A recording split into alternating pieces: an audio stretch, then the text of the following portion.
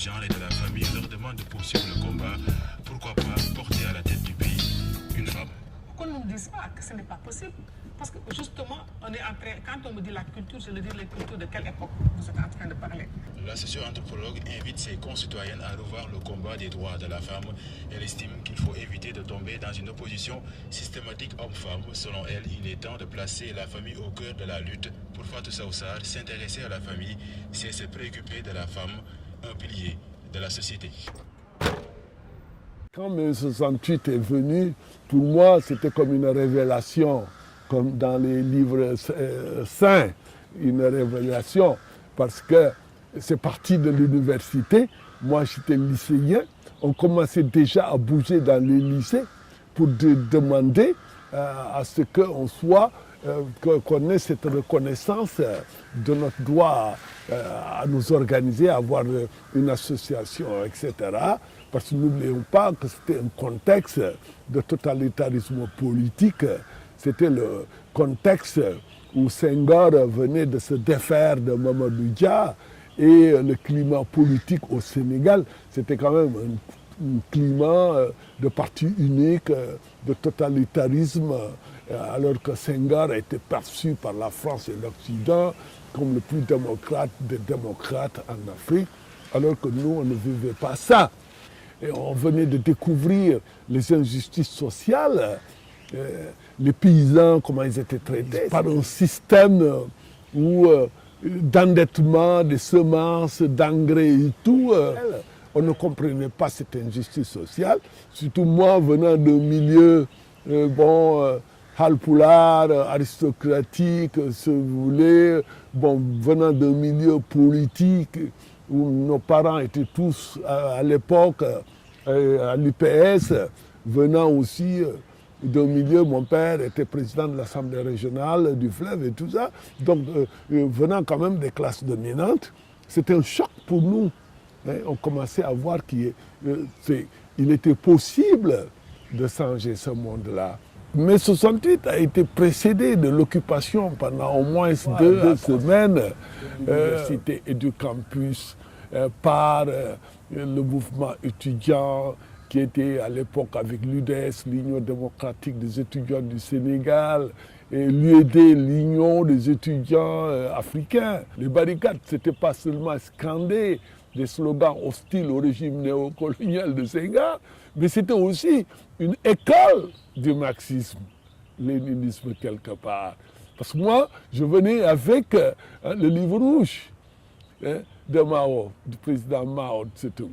Et c'est là, c'est extrêmement important que j'ai découvert quelqu'un comme Joe Wakam, en treillis, tenue Che Guevara, style Che Guevara, et qui haranguait les foules, et qui racontait, comme par exemple les contes et légendes, la fameuse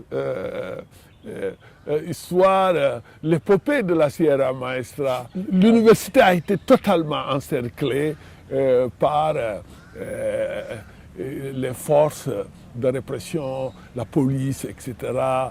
J'étais avec mon cousin Al-Mami, Wan, qui est actuellement en France, et on a fait comprendre que nous sommes des étudiants étrangers, nous voulons aller au campus récupérer nos bagages et partir. Et là, on a entendu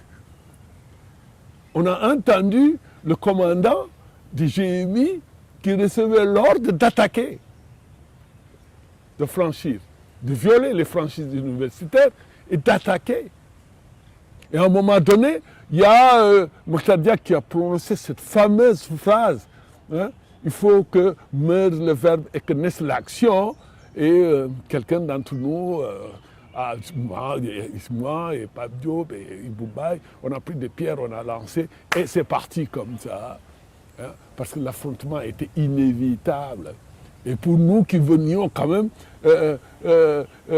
c'est vrai, de ce discours révolutionnaire qui nous a enthousiasmés en tant qu'adolescents, en tant que jeunes. Et on savait que l'histoire aussi s'écrit à travers ces pages d'affrontement avec le régime. Et ils ont attaqué. On s'est battu et on s'est replié dans le pavillon principalement, le pavillon A. On est rentré dans les chambres et on s'est battu, jusqu'au moment où ils ont coupé l'eau et tout ça. Ils ont défoncé les portes et ils ont commencé à nous arrêter massivement pour nous mettre dans les camions. Et ça me rappelait un peu les déportations. C'est l'image des déportations me venait dans la tête, massive. Parqués, on nous a mis dans des camions. D'abord, on a été très violentés. Ils ont saccagé, ils nous ont violentés. Et sans compter que, bon, on était presque étouffés par les grenades lacrymogènes, etc. Et c'est là aussi que notre camarade Khouri a été tué. Après qu'ils nous ont amenés d'abord au camp Mangin, qui était près de la BCAO, là, siège. Les premières révoltes des jeunes dans les quartiers ont commencé, les barricades ont commencé. Et l'UNTS, à l'époque, a lancé le mot d'ordre de grève générale. Et quand ils nous amenaient, et là, ils nous ont certainement, ils se sont dit, il faut les sortir du camp Mangin pour les amener au camp Archinar, à Ouakam, qui était beaucoup plus approprié, parce qu'on était très nombreux. Et ils ont commis cette erreur de nous amener en plein jour. Les gens sortaient des quartiers, les jeunes surtout, et érigeaient des barricades.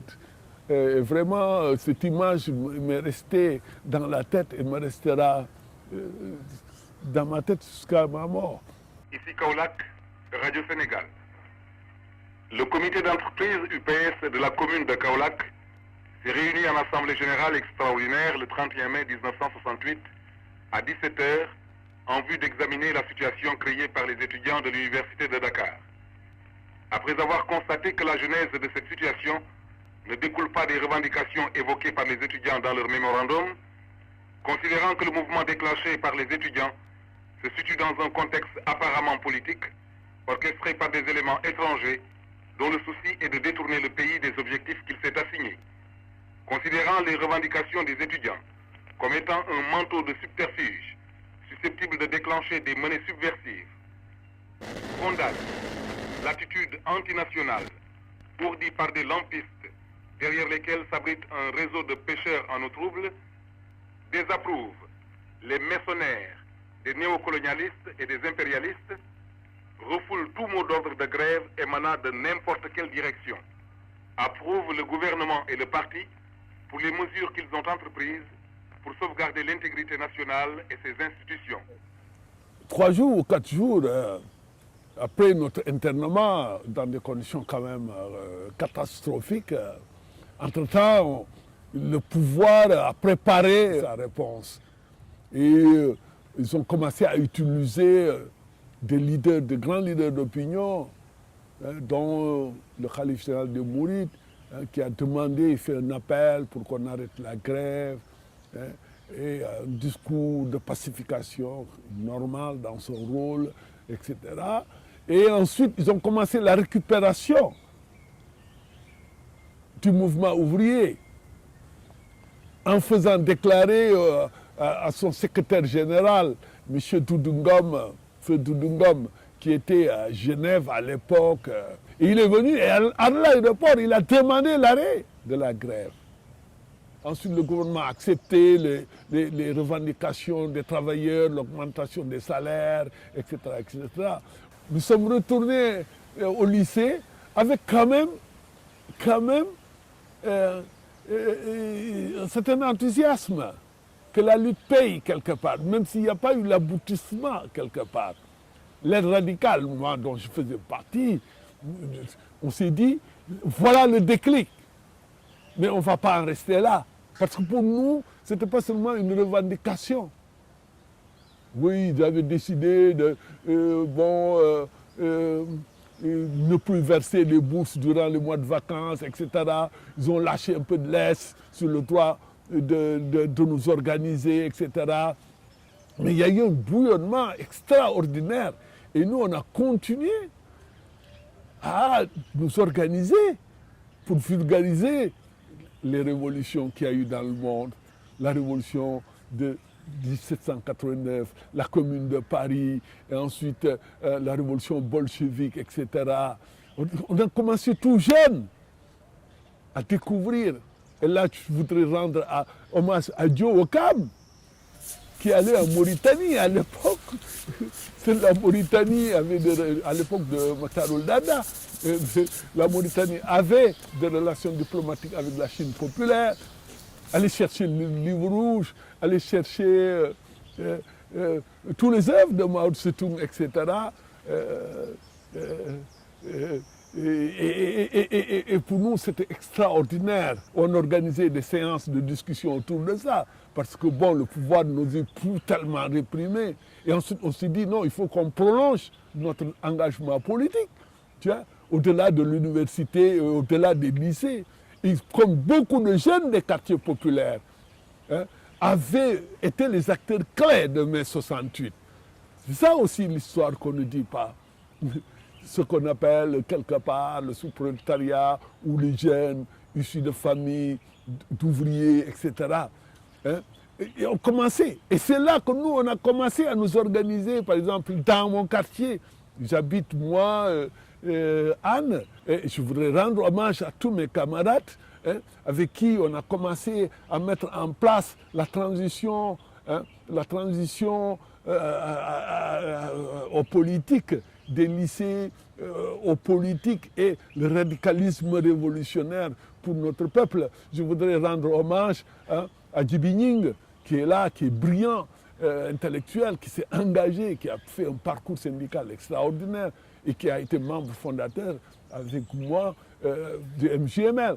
Ensuite, Abdou Fall, qui vient de décéder, et Billy Gay, et qui est décédé également, Abou Diop, qui sont mes compagnons, avec qui, plus tard en 1969, on va créer le groupe de Anne, qui est la cellule du MJML.